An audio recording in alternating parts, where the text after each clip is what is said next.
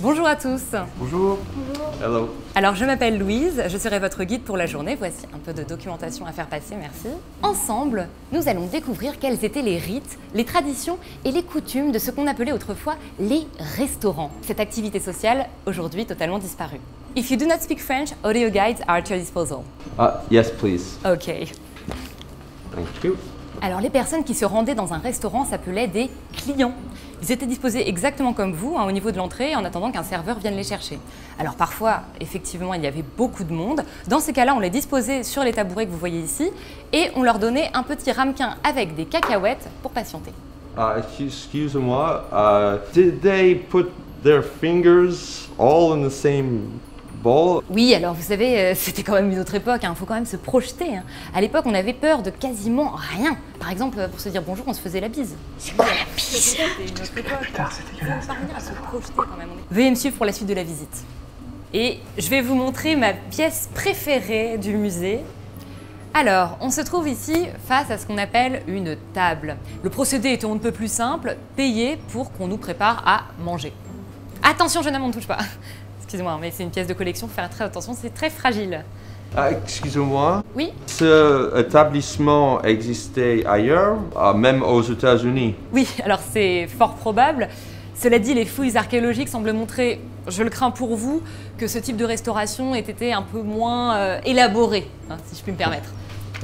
Alors, un des éléments les plus singuliers de la restauration, c'est effectivement ce qu'on appelle la carte. Et à l'intérieur, on retrouvait la liste des aliments que l'on pouvait commander pour le soir. Je vous en donne quelques reproductions. Faites attention, c'est très fragile. Merci. Trop beau. Alors, quelques précisions sur le déroulement du repas. Une règle sociale consistait à poser la question « Et toi, qu'est-ce que tu prends ?» C'était pas individuel? Oui et non. C'est-à-dire que le dernier à avoir posé la question prenait souvent le même choix que la personne à qui il venait de poser la question. Sinon, il lui arrivait de se servir et de piquer dans l'assiette de l'autre. C'est trop bizarre. Est-ce que vous avez d'autres questions? Les gens mangeaient vraiment l'un en face de l'autre? Et oui, mais vous savez qu'ils étaient parfois jusqu'à 12 à table. Et pour renforcer cet esprit de convivialité, il leur arrivait même d'avoir une corbeille à pain que tout le monde se partageait. C'est-à-dire que chacun prenait un bout de pain de son choix. C'est des barbares! Ne les jugez pas trop durement avec les normes d'aujourd'hui. Faut bien garder en tête que ça date d'il y a 1 an. On continue la visite? Alors ici, on peut trouver la tenue d'un serveur, ce sont des habits d'époque. Nous sommes également parvenus à reconstituer la voix d'un serveur de la région PACA en récoltant son ADN sur un bout de crayon à papier. Écoutez, c'est incroyable. Elles vont prendre de quoi les petites dames là? Je suis sûr qu'un petit morito ça leur ferait plaisir, non? Avec le soleil d'aujourd'hui, plus ça tape, hein? Impressionnant, n'est-ce pas? Alors, il faut bien noter que le serveur avait un rôle crucial, bien évidemment.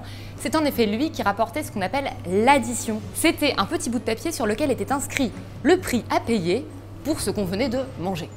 Pour l'anecdote, il faut savoir qu'après, les clients se chamaillaient en se disant « Non, non, non, c'est moi qui paye, non, c'est moi, t'as déjà payé la dernière fois, etc. etc. » Et bien sûr, il y avait toujours celui qui feignait de ne pas avoir son portefeuille pour ne jamais payer. Voilà. C'est officiel, je comprends rien au monde d'avant. Désolé. Si vous n'avez pas d'autres questions, c'est avec tristesse que je vais vous annoncer la fin de la visite. Pour ceux qui ont pris des billets pour l'exposition permanente, vous pourrez faire la visite de la salle de cinéma tout au bout du couloir. Pour les autres, écoutez, je vous souhaite une bonne journée. Merci beaucoup. Rhabille-toi, on y va. C'était quoi le cinéma? C'était des gens qui payaient pour regarder un film en même temps dans la même pièce. Ah, chez nous? Ouais. Allez, ça c'était le monde d'avant, c'était n'importe quoi. Là, remets ton masque, il est mal mis.